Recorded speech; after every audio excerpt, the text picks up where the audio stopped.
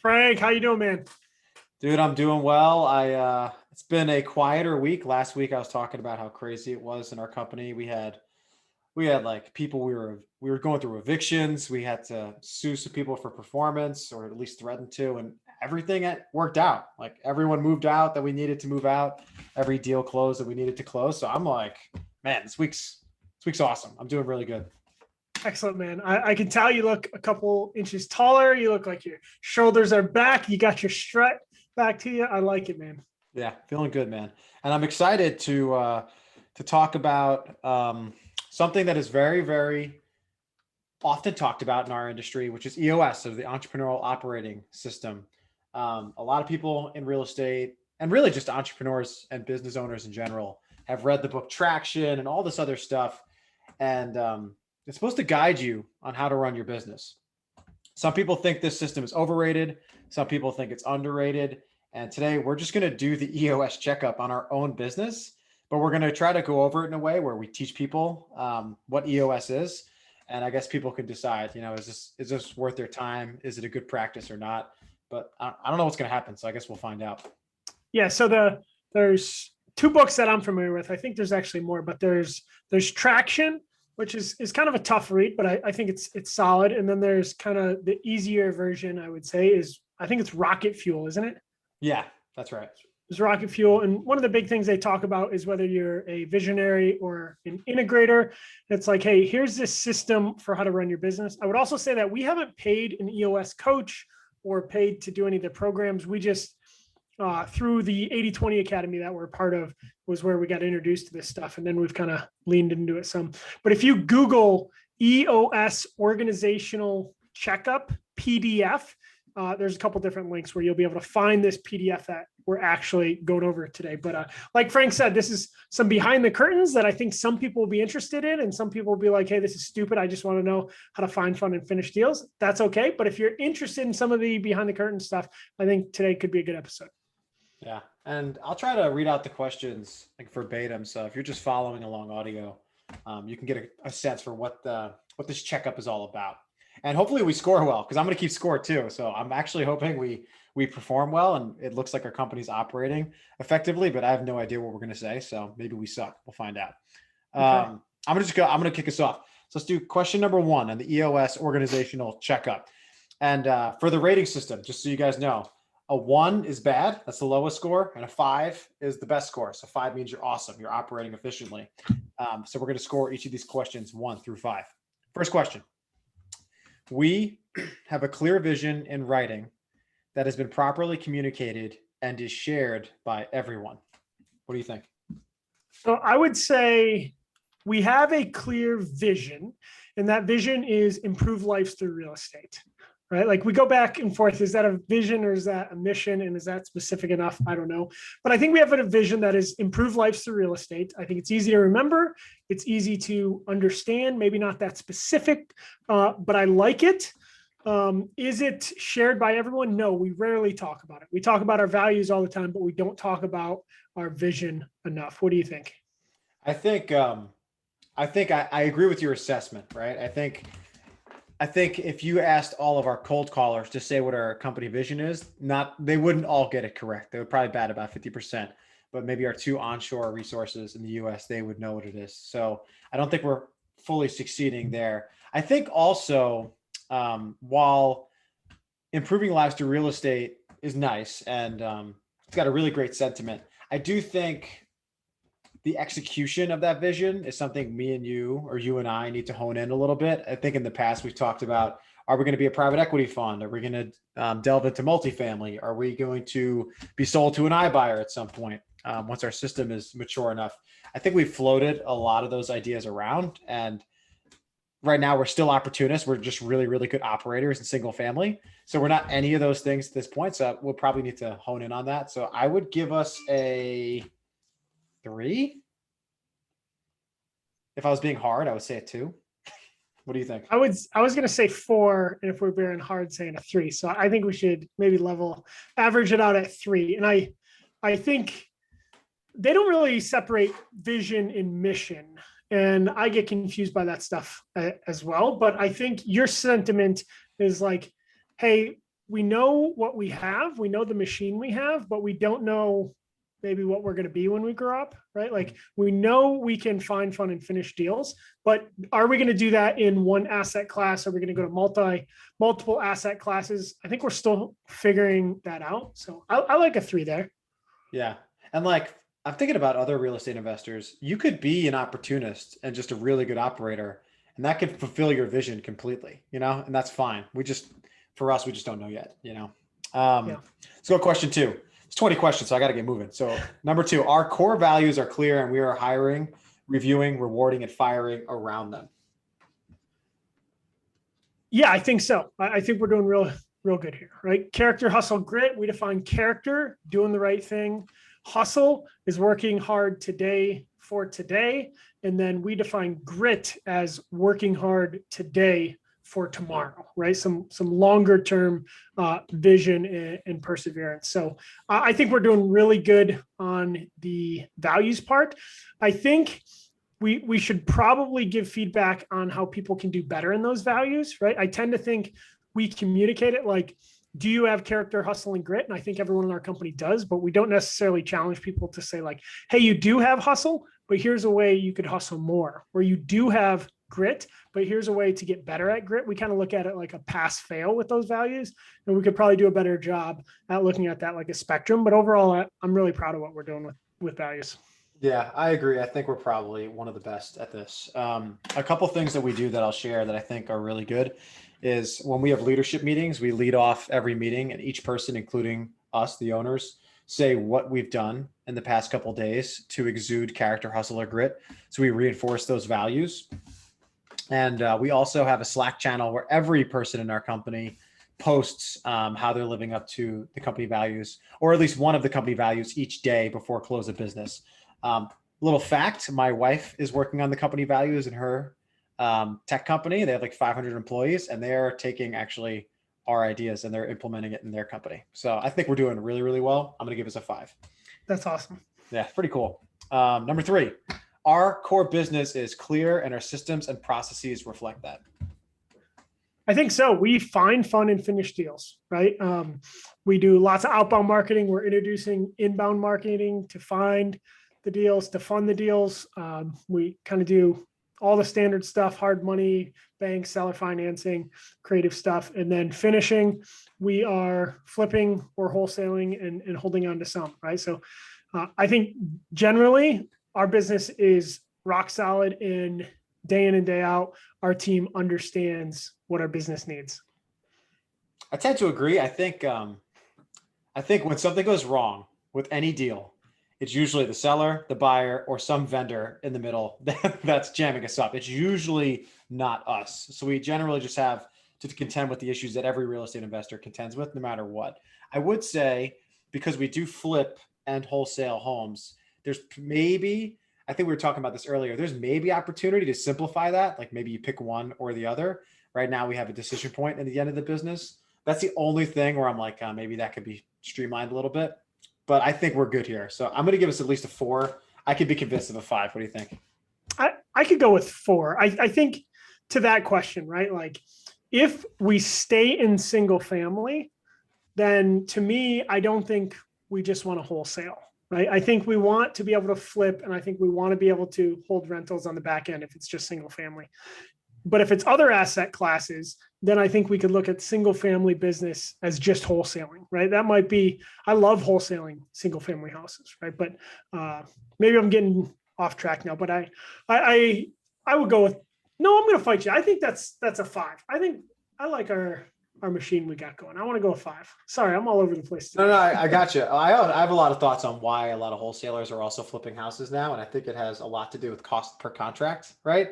Yeah. I think a lot of people are flipping houses to make the numbers make sense, which for a period of time was us, but that's an entirely different episode. So like I'll concede to the 5 because I do think we flipped for a very good reason. Yes. Okay. Number 4, our 10-year target is clear and has been communicated to everyone. I want you to answer this one first. Okay.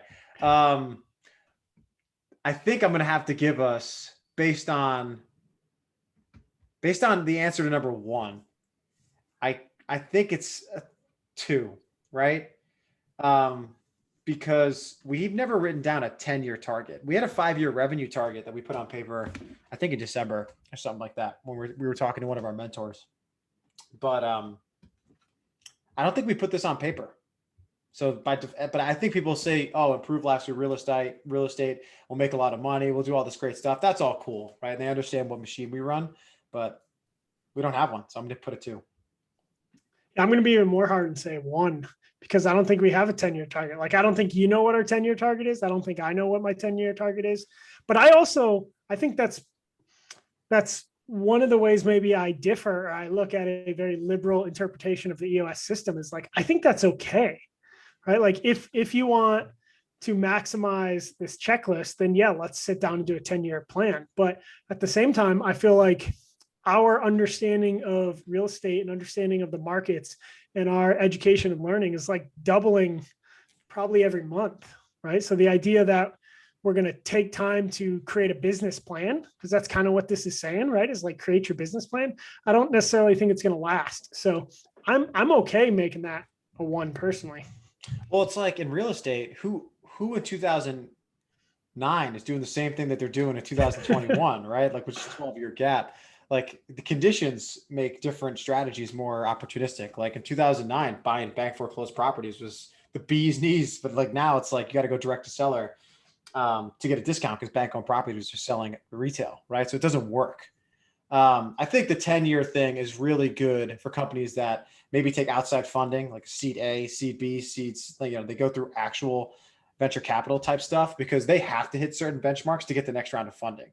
So their ability to deviate from the path that they're on is less because they don't get additional funding if they deviate too much without permission, right? So for us, maybe we can be more liberal. But I do think if you're a big company and you're funded by other outsiders, then you probably got to stay on track. Yeah. Anyway. And maybe we're just being too hard on ourselves too. Maybe we just need to relook our vision, and our vision / mission ends up being something like improve lives through real estate and, take advantage of opportunities that the market gives you, like maybe our 10-year is just something liberal like that. Nope, I already gave us a 1. We're moving on to number 5. All right. Our number 5, our target market is clear and our sales and marketing efforts are focused on it. I think at this point we're a 5, right? Like last year, 2020, and even starting out in 2021, we struggled, right? We started out in Fort Sill, Oklahoma, and then I'm going to just list them all just so people can hear how crazy it is, right? We went Fort Sill, Oklahoma, Killeen, Texas, Fort Benning, Georgia, Fayetteville, North Carolina, Fort Campbell, Kentucky, Fort Carson, Colorado, and Fort Bliss, Texas. Each time we were jumping these, we just skip trace all the tired landlords and all the distressed sellers, and we'd add them to us. And then we had Savannah, and we had San Antonio, Cape Coral, Pensacola, and it was almost impossible to keep up with. So, I think it was February or so, we said, hey, we're just going to do Texas. Okay. We're absolutely just going to lock down Texas. And that's where we've been focused. And recently we're starting to open up Florida as well. But ultimately our goal is kind of like, hey, we think we can do really well in just Florida and Texas. We love the macroeconomic conditions of people migrating to those states. So I think that's enough. So I like us at a 5 here, man. I think we've done good. Yeah, done good. I agree. I think we know what we're doing, right? We target absentee owner heavy cities with a high population of single family rentals, and we stay away from the big markets like Miami, for example, in Florida, or Central Austin in Texas. And we try to attack tired landlords in those 2 states, right? And I feel good about that. It's been profitable for us, and I think we'll continue. This is how you know it's a 5. Will we do the exact same thing in 2022 if conditions remain the same? Yes, right? We'll stick with it. So I feel good about that. That's a good litmus test. Right? It's working. All right. That's number 5. Let's look at number 6. I don't want to go back, but we got to go back then. Since if that's our litmus test let's just do the question number 3. Our core business is clear and our systems and processes reflect that. We gave ourselves a 5. So do the litmus test real quick. If conditions remain the same, are we going to keep our our core business is clear and our system and processes reflect that. Will we keep that the same, or will we actually change that?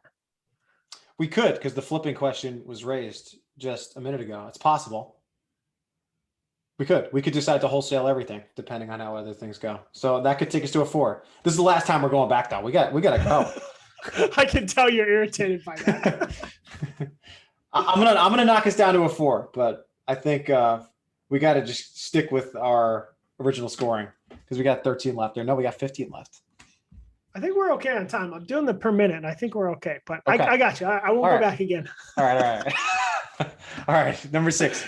You're bullying me. Well, I want us to stick to it. Our differentiators are clear, and all of our sales and marketing efforts communicate them. Why don't you go first? Let's rotate back and forth. You do the evens, I'll do the odds. I think, we're a direct to seller marketing company from a revenue generating perspective. And I think we're very, very clear with our like we tell sellers, like we have the right to assign contracts. We're going to have a walkthrough, other investors and partners will be there, although we do buy a lot of our deals. So we're pretty open. So I think we communicate well. I think, I don't think I can give us a 5. We just started doing Google ads and kind of updating our seller facing website. So it's a work in progress. So although I feel really good about the progress that's made, it's not something you can call mature. So I am going to give us a 3. I'll go 3. Yeah. So I like 3 as well, because the way I read the questions, our differentiators are clear and all of our sales and marketing efforts communicate them. Like we're kind of a commodity service, if that's such a thing, right? Is like so much of it is price. There is relationships, but I think you got to be careful saying, people sold to us just based on relationships, because we're a high volume business. So if our business relies on having great relationships with every seller, we're probably not going to be able to scale. Right. So what I think our differentiator is our values, and knowing that every person in our company understands our values. So I think we need to do better at reminding everyone on the phone and every time we talk to sellers and buyers that we should be communicating our values, even if they're not directly communicated. And that's our differentiator. So I think we've got an opportunity to do better there though. Yeah, I agree. We can definitely try to communicate that more. And I think we do live it, right? Like we don't do the sketchy stuff. Like our dispo guy doesn't create a fake bidding war when one doesn't exist. Like he takes offers and he submits them. Like we really don't cut corners. So I guess we should be taking some credit for that. So yeah, I'm with you. Number 7, we have a proven process for doing business with our customers. It's been named and visually illustrated and everyone is adhering to it. We have a proven process for doing business. We've got checklists and stuff. Well, yes. Is it visually illustrated? Yes, it is, because we use for our project management board and for our CRM, we use Monday at monday.com, and monday.com is kind of visually appealing, and we've laid everything out. So it's almost like a flow chart and you just follow the flow chart, right? So I would say at least a 4, maybe a 5 here. I think our systems are locked down. Everyone understands it. Yeah, I think we are doing well here too. I think like if you're creating gigantic, bulky SOPs or process documents, while your project management tool allows you to create steps in it from left to right that your team can follow, like I kind of like the old school way of doing it, I kind of question altogether because no one reads damn procedures after their first month of onboarding. Like no one in month 6 is going back to the SOP. Like your virtual assistants or your onshore employees are not doing it. So I'm going to buck this question and give us a 5 anyway. We're doing a 5. I like it. That's a great point. Every time I've tried to like lay out an SOP or, lay out diagrams or like, hey, this is going to be our guiding document. Even when I put a bunch of work and thought and it works, like it looks really good. Like you're absolutely right. Like if we're not seeing it daily in the tools that we use, Slack, Monday, Go High Level, if we're not seeing it in those, we're not doing it, Well, this is my one issue with EOS and traction in general. It's the reason it sells really well is it gives people a false sense of control. right? And a lot of people who create really long process documents, if you ask them if their employees read it, they say, yeah, they read it. And I'm here to tell you, they absolutely do not. You're full of shit. So like this question is kind of like the one that pisses me off. Like, dude, make it as easy as possible to follow your process and people will follow it. If you make it hard, they're more likely to screw up, even if there's more detail in it. So anyway. Yeah. And let me take a shot at EOS quick as well. Is a lot of it, or at least a lot of how I interpret it, and I hear other people interpreting it, is it's like you can be a manager and you don't have to be a leader. Right? I think both of us believe that organizations need good leadership and good leaders. And one of the ways you become a good leader is you allow people to take disciplined initiative, right? And if they have to follow an SOP, you take away their ability to use initiative, which, I think we really empower everyone on our team to use that disciplined initiative. And there isn't a place here that says like, hey, allow people to be really good leaders, For sure. I love that. That's very true. Otherwise, like, how do you scale anyway, right? Isn't the whole purpose of EOS to scale? Anyway, let's go to number 8. 8, all the people in our organization are the right people. This is even, so you're answering. Oh, okay. That's how we're doing it. I actually feel amazing about our team. We recently just actually went through a round of, I don't want to call it layoffs because it was performance related. So we let some people go in our company. That I even think a lot of them did have our company values. It was just a performance issue. I think we do a really good job of getting awesome people, high character. They're working hard. They're daily hustle. They're trying to self-improve. So they have grit. I feel really, really good about that. So I think that's a differentiator for us. One story is we had one cold caller who was struggling, but she had excellent values. And we were like, man, we don't want to let her go because she's perfect for our company, just maybe in the wrong seat. And we repurposed her to marketing and she's killing it. She's doing awesome. So like, I feel like our evaluation of people has been really good. For sure. I completely agree here. I think we're doing well. The people in our organization are the right people. And if they're not the right people, we've already had people that are self-selecting out, right? They can tell that their values aren't aligned with our values and they can fake it for a period of time, but eventually they're leaving our company naturally. We're measuring everything so we can see all that stuff. But I think the people whose values are in line, they're leaning into our company hard, right? Like we're seeing them, we've talked about, we have people in El Salvador and Pakistan, in Philippines, and, in 3 different states in the United States. Everyone who's bought in is completely leaning in. And right now, everyone seems to be really leaning in. So I think we got the right team. Yeah, I agree. Love it. Number 9, our accountability chart, which is your organizational chart of roles and responsibilities, is clear, complete, and updated constantly. See, I think this is part of that.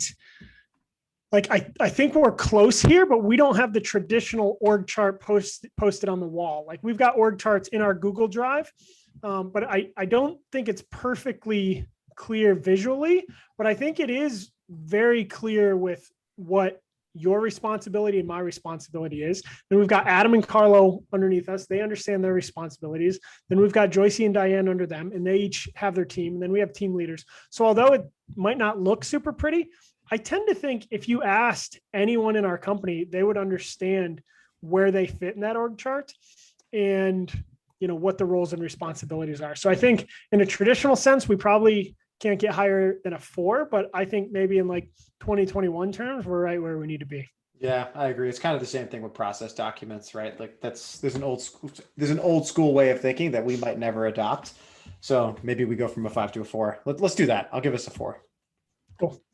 All right. Number 10, everyone is in the right seat. Even. It's you, man. Oh, that's right. So I think after that recent change, I think, yes, I actually think if I have to go through every single person in our company and be like, are they in the right spot? I wouldn't move anybody, right?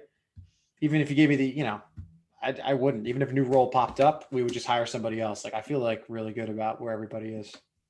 Yeah, I like it a lot. We've got two associates, Joycey and Diane, and the only, I don't know if it's not the wrong seat, but I think as of right now, Diane has a much larger team she's managing than Joycey, just by kind of circumstance. And I think Joycey has a ton of potential to manage more people.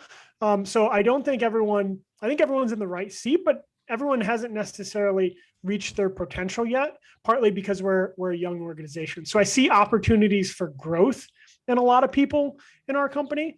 But I think for the seats we have today, everyone's in the right seat. So a little bit of a complicated answer, but I think that's the nature of things. Yeah, I would agree. I still think that lands us at a 5. But we just got to grow, right? Like we just need to raise the ceiling of our company so that everyone can fit underneath, 11, our leadership team is open, honest, and demonstrates a high level of trust.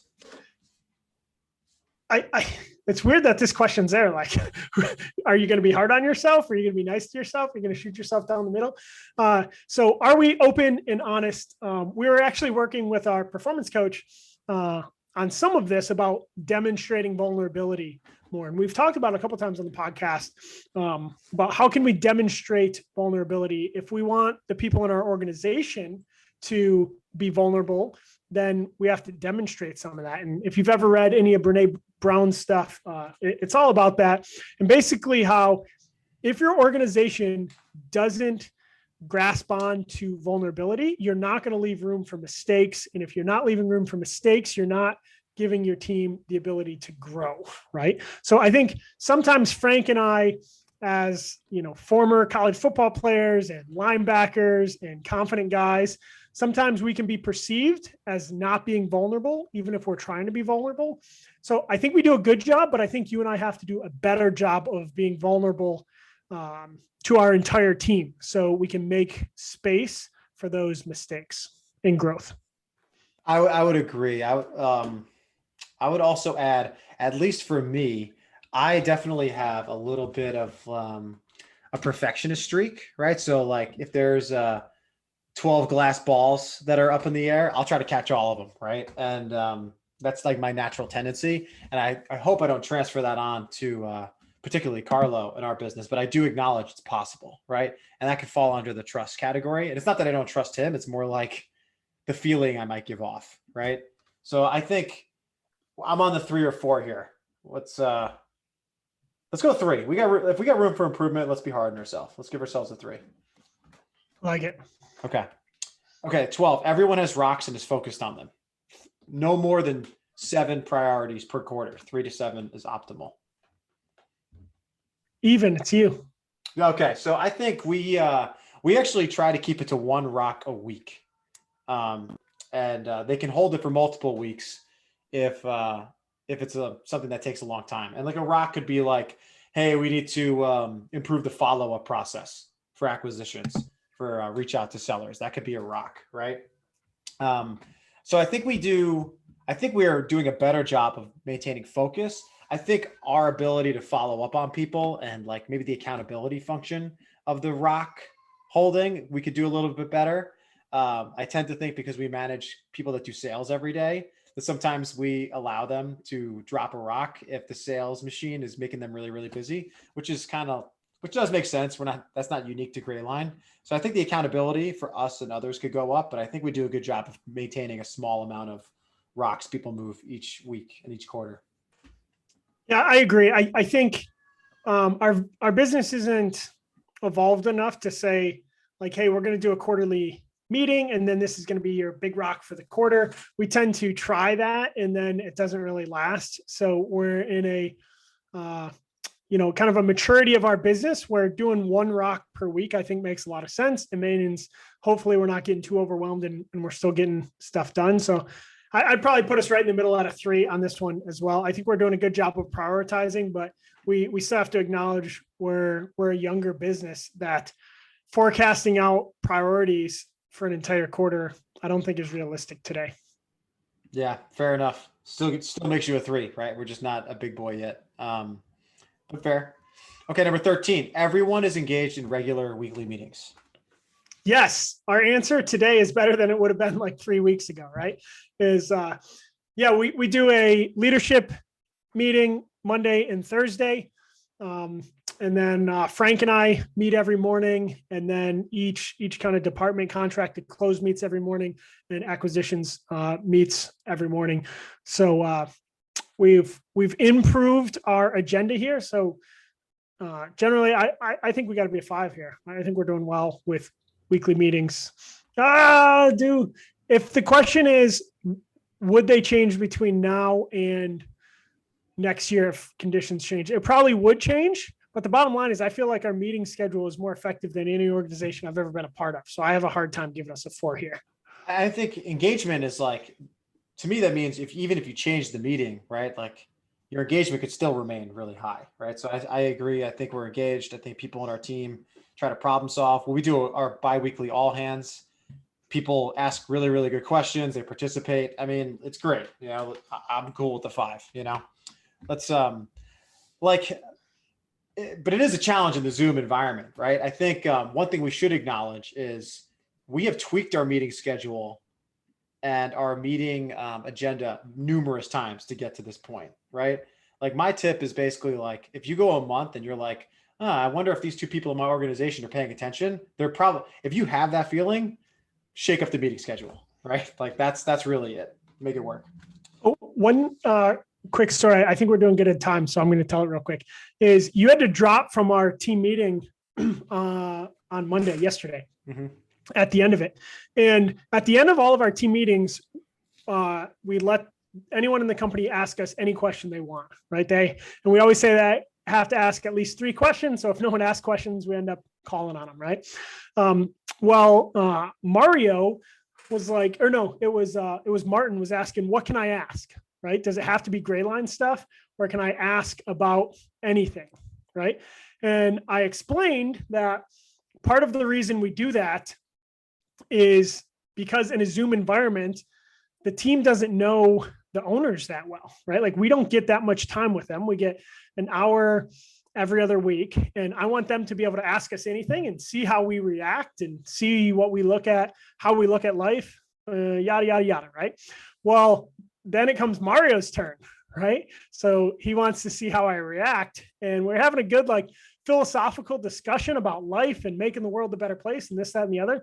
So Mario asked, hey, you talked about mental health and physical health, but what about spiritual health, right? So then in front of the entire company is basically like, hey, what do you think about religion? How does that play in your well-being? And I just thought it was interesting because you said the Zoom environment, right? So how do you build a team in a Zoom environment? How do you make sure you show personality in a Zoom environment?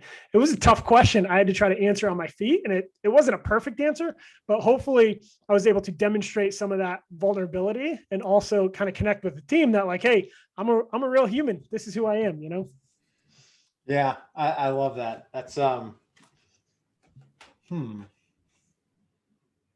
does someone implement that, right? So how do you implement that vulnerability in the Zoom environment? Take the all hands meeting out of the equation. How do you do it?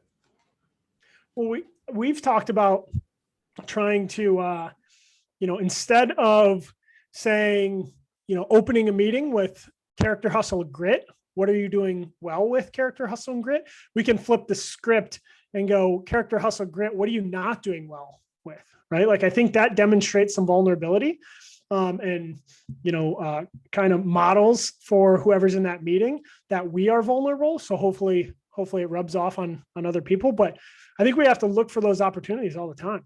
Yeah, I think that's good. If you're the leader and you're willing to say, hey, one of our values is grit.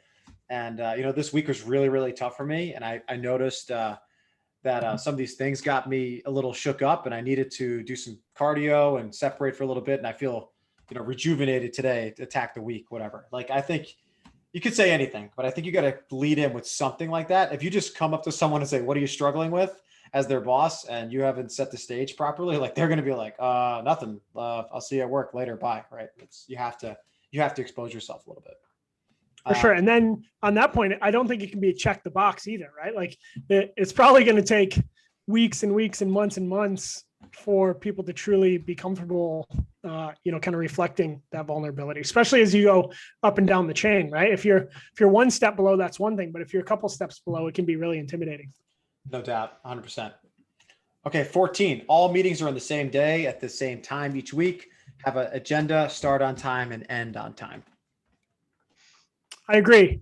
Or I this is mean, even. it's mine. It's mine. I think we definitely have an agenda, a weekly agenda or schedule of meetings that does not change. So we're good there. They have the same time each week. That's a fact. They start on time every time. Although some people are late, but we got a big team. So, okay. Do they end on time? Yes. I'm going to give us a 5. Yeah, we're all over it. All right, cool. 15, all teams clearly identify, discuss, and solve key issues for the greater good and the long term. Can you read that one more time? I feel like that's a big question. Yes. So all teams clearly identify, discuss, and solve key issues for the greater good and for the long term.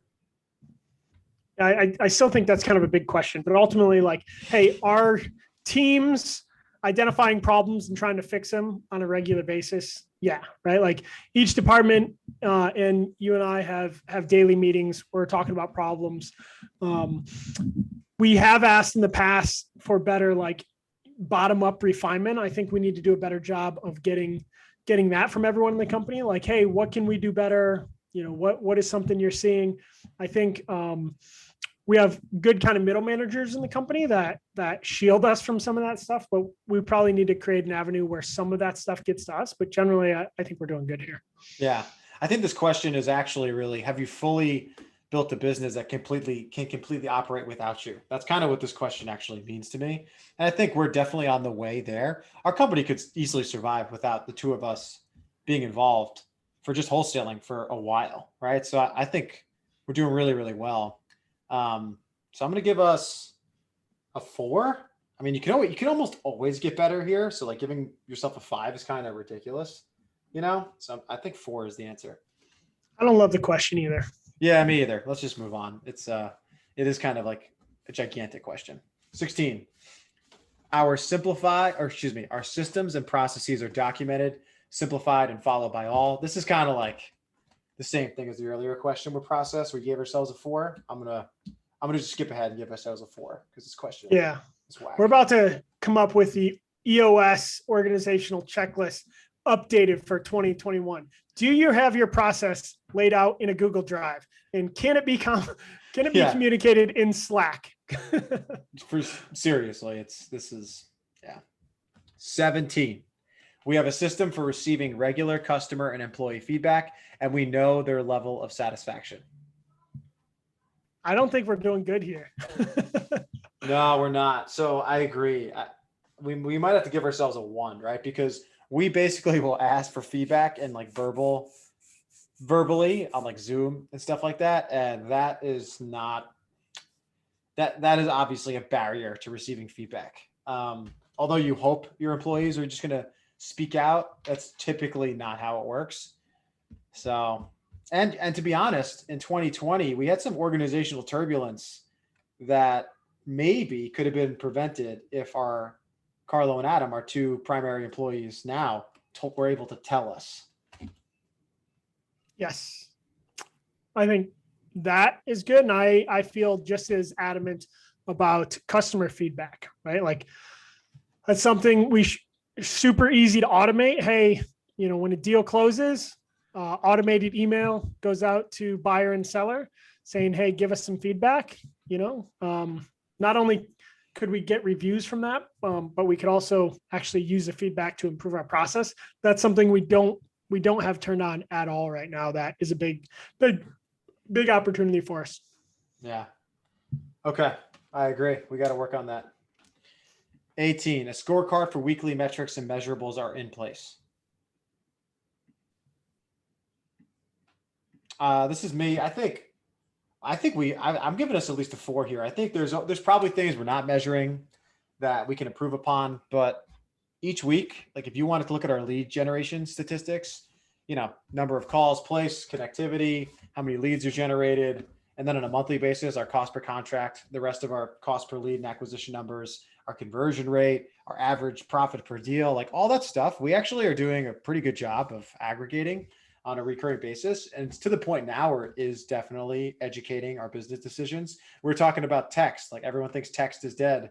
We're talking about this morning. We looked at our numbers. We're like, shit, text is still pretty efficient in small volumes. Like maybe we jack it up a little bit, right? So we have become a business that operates off of KPIs. So I'm going to say, I'm going to give us a 5 because I think we're not over measuring, but I think we're measuring the right stuff. What do you think? I was playing it slow here, but dude, we are definitely a 5, absolutely a 5. And this is why, okay?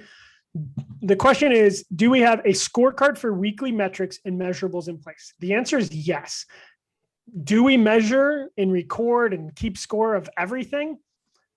We keep all that data, but we do a good job of keeping 90% of the stuff away from our team, right? Because we've tried that before. We've gone, hey team, here is a spreadsheet that is more numbers than anybody can humanly digest and understand. What do you think? And it doesn't work, right? Right. And the same thing of like, hey, here's a ton of information that you're responsible for, and people become responsible for none of it, right? You had a great tweet yesterday or today about KPIs. I think now is the perfect time to share it because I think it's right in line with this. Well, I started it off with like kind of a loaded comment, but I said people who love KPIs are idiots, right? And what I mean by that is if you have to have KPIs. You need to have numbers that help you make educated business decisions. But there's people out there that love them. They make them feel like warm and cozy, and it makes them feel like their business is super predictable. Like if I put $1 into marketing, $3 is going to come out the other side forever, right? And it's not true. Like there's no business that's perfectly predictable for an extended period of time. Month to month, maybe, but year to year, no way, right? So I feel like people kind of like love to brag about their ability to track KPIs. And I'm like, the business is still around sales and execution. Like that's still business. The numbers just help you decide how to do the best sales and the best execution. Like remember that. Don't fall in love with them. You know, they're not the purpose of the business. Anyway, 19. Everyone in the organization has a number they're responsible for. I think this is a 5 too. The reason I say that is we've gone through different iterations, right? We've overcomplicated it at times, but on the acquisition side, this is the numbers, right? Is every lead specialist has to average 1 lead a day, right? But more importantly than that, that is they need to get a contract a month, right? And they need to get a contract within the first 30 days, right? So like every lead specialist, every cold caller, every texter, they know their number. And then Diane understands that her number is qualified leads per day, right? Because she's managing that entire team and trying to get as many qualified leads each day as possible. Then Adam knows all we care about with Adam is sign contracts, right? So like on the acquisition side, super good to go. Marketing, we know, you can talk Joycey and Carlo on contract to close more than I can, but I think they know their numbers too.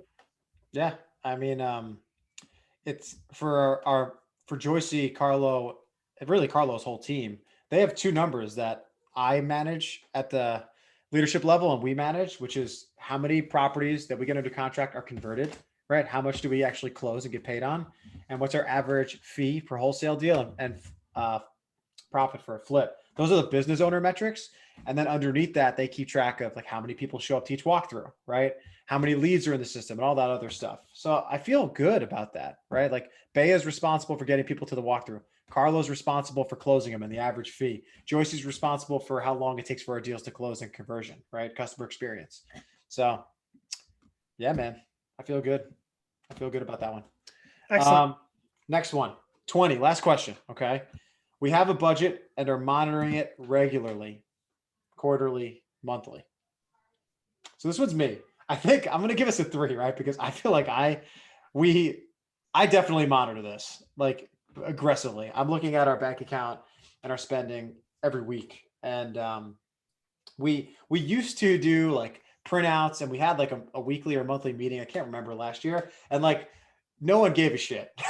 like it was kind of like, hey, like we're doing healthy. The bank account's looking good. We have enough money to spend on marketing. Like, let's talk about how the business is going to improve. We've kind of treated the budget that way.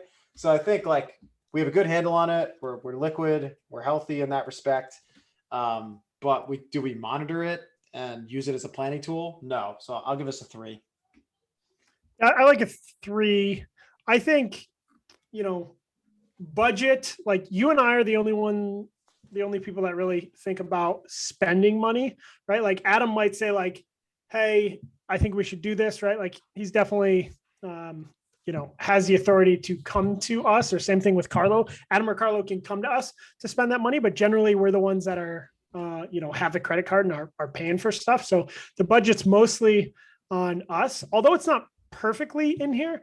I also think, our accountant, Larry Dixon, who, by the way, we need to get on the podcast because I think it'd be really good. Yeah, good point. We've had financial meetings with him, and I think we need to keep having them because, he helps us look at our company through financial statements as opposed to just how much money is in our bank account, which is a really easy way to look at our business, but it's not necessarily the right way. So I think I like a 3 here, and I think we just have to get better at looking at our business from financial documents, meaning like, hey, cash flow is cool, but if you've got a house that's got 70K of equity sitting there, like how do you account for that, right? I think we need to continue to try to get more and more mature about how we look at the financial health of our business. Yeah, I agree. If you ask us how much, we're really good at like deciphering our marketing costs and spend and how efficient we're using those dollars. We're really, really good at that. We're not great at like, how should we invest the money in our bank account? You know what I mean? Like that type of management, we're not really great at. So I'm going to agree and give us a 3. One last thing though, on the CPA remark, I definitely agree. We should bring Larry on. He's awesome. But we are starting to look at our CPA because he's just so good as like, well, he's kind of like a CFO, right? So I guess for the listeners, it's like, if you have an awesome person working for you or doing your taxes and all that planning, like what other CFO type responsibilities can you get help with or ask them questions about? That's one thought to ponder for sure. Okay. So I've been keeping pretty good track of the scores as we've gone. We have a total score of a 78, which I think averages out to like a 3.9 or something per question. Does that mean anything? Is that good? I forget. I don't know. I don't know if that's good or not. What did you say the number was? 78. 78. Okay. I mean, that's passing. Passing, schools in America, that's passing. That's a C plus.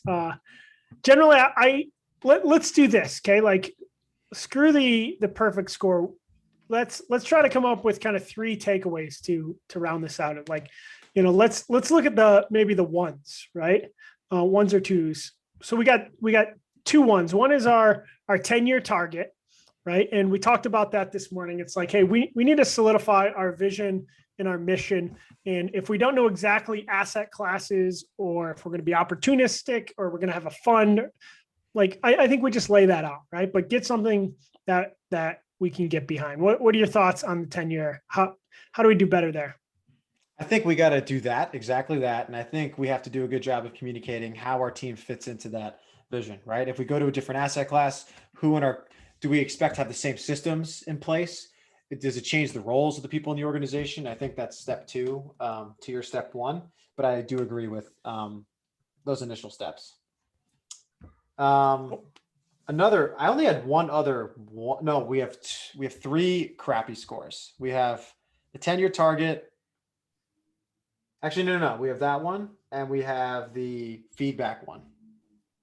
Yeah, feedback from employees and customers. Customers, we need to systematize that. We can systematize it, right? We can put that on the checklist that, hey, when a property closes, like we can type up the email to the seller, we can type up the email to the buyer, and we can make sure that Joycey's pushing those out.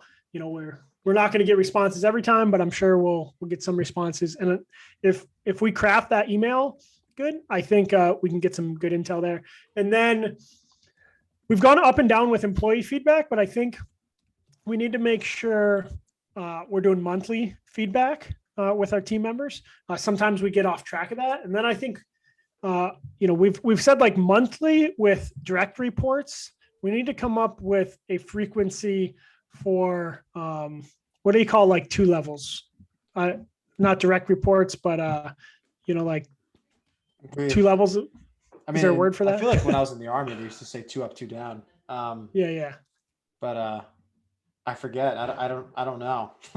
Yeah, so we need to figure out a schedule for hitting those up as well, right? So like in our organization, it would be like, hey, Joycey needs to meet with you, whether it's monthly or quarterly, and then I need to meet with Diane monthly or quarterly to give her feedback, And then I've been a big fan in my career of using like Google's anonymous Google surveys, like after training events. So whether it's after training events or once a month, we should try to think of some questions and push them out to the team so we can get more feedback. And that's also a really, really easy thing to do. Yeah, I agree. These are all like that. I feels good actually to get this out because we're getting value out of this checklist actually, and those are very, very actionable things to do. So that's actually there's a positive spin to that, right? We have room for improvement, and it's not difficult to put it in place. So I agree. I like it. Also, before we move on, I have to keep score. So they say on the EOS website, you're striving for an 80 or stronger. That's the sign of a mature business. So we're like, we're so close, But let's change some answers. We're not at the mountaintop yet. We're at a 78. So I guess we're like above average. But we're not at the mountaintop yet. That's what EOS is telling us. Okay. Anything else you want to do here, or should we wrap it up? No, man. I had a lot of fun, and I'm good to go. Okay. My final words are one, if you like this and you haven't left a review, we would love for you to leave us a review. We want to try to do some like, hey, if you leave some reviews, we'll give you a shout out on the podcast, or we'll give you a deal on a deal, or we'll have you partner with us on one of our deals. The bottom line is we want to try to find some good ways to incentivize people to give us some reviews on here so we can make our podcast grow. And then also really stepping up our newsletter game. Okay. If you are not on our newsletter, check out vrei.co to sign up for our newsletter. We're putting out some, what I think is pretty high quality stuff there. We're also stepping up our social media game. So Instagram, Facebook, Twitter, we got a Facebook group, Virtual Real Estate Investing. Check that out. I think that's everything. You got anything else, Frank? No, and buy our deals, right? Gray Line Investments. You can always reach out in our Facebook groups or to get on our cash buyers list. And we're churning out. We got 6 homes under contract last week. I mean, we're not the biggest wholesalers in the country, but I mean, we're moving properties, and we have properties under management we're willing to sell to. So you can buy from us direct. So hit us up. Or sell to us. If you or your great uncle have some portfolio of like 7 properties you're trying to liquidate fast, I think we might be your best buyer. But thanks for listening. All right, Frank, take us out. That's all we got, man. Have a great week, everybody, and peace out. Be Navy.